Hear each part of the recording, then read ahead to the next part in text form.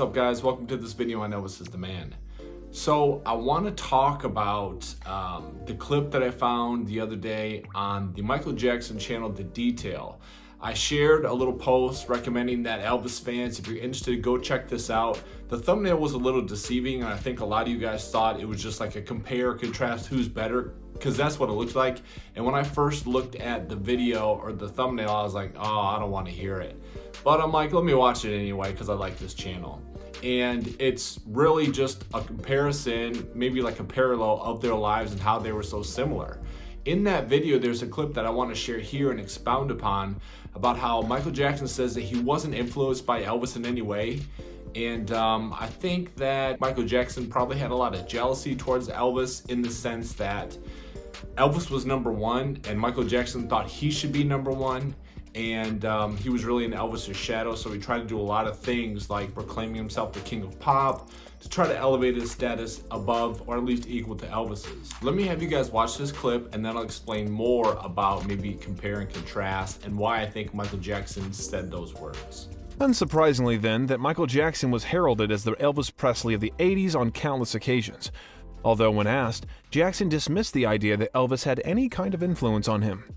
Quote, "As important as he was to music, black as well as white, he just wasn't an influence on me." Jackson revealed, quote, "I guess he was too early for me. Maybe it was timing more than anything else." Michael Jackson, who was never shy about citing his many influences, that included Jackie Wilson, Little Richard, James Brown, and Sammy Davis Jr. to name just a few, may have been hesitant to give further props to Elvis, who himself overshadows those who he drew so heavily from.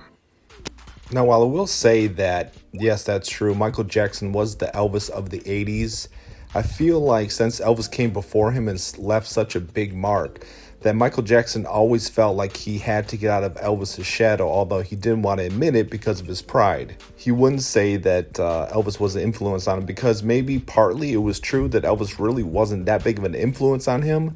Elvis just influenced Jackie Wilson and people that influenced Michael Jackson, like James Brown, Sammy Davis Jr., and they all looked up to Elvis, and Elvis had mutual respect for them.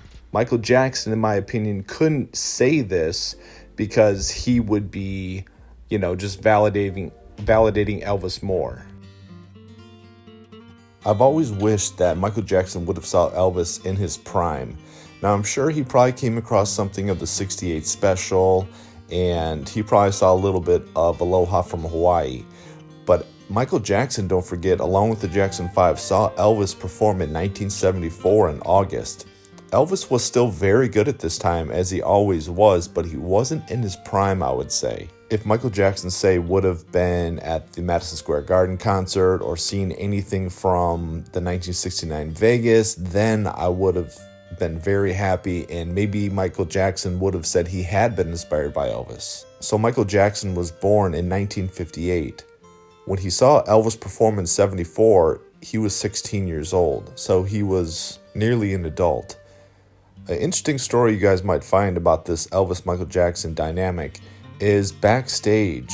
Michael Jackson tells a story of him, Elvis, and Sammy Davis Jr.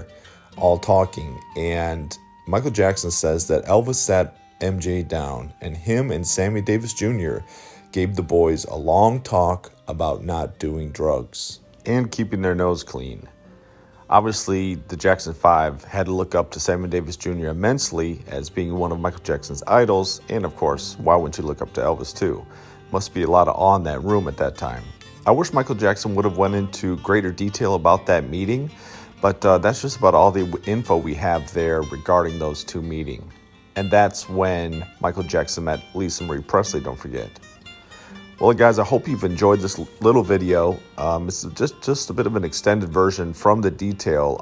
Like that channel, go check it out if you're into Michael Jackson at all. Good videos coming from that channel. Tell me what you guys think about Michael Jackson not really giving Elvis much credit as far as him looking up to him in any way or taking any influence away from Elvis. We know that when Michael Jackson's Invincible album didn't do so well, he started to, say things like, once I started beating, the Beatles and Elvis's records, actually this was in the later 80s, he said this too, that the record company, tried to sabotage me and there's a conspiracy and this and that. So I just personally feel that Michael Jackson always felt like he couldn't get out of Elvis' shadow, in the sense that nobody was going to look at him as the crowned reigning king of rock/pop.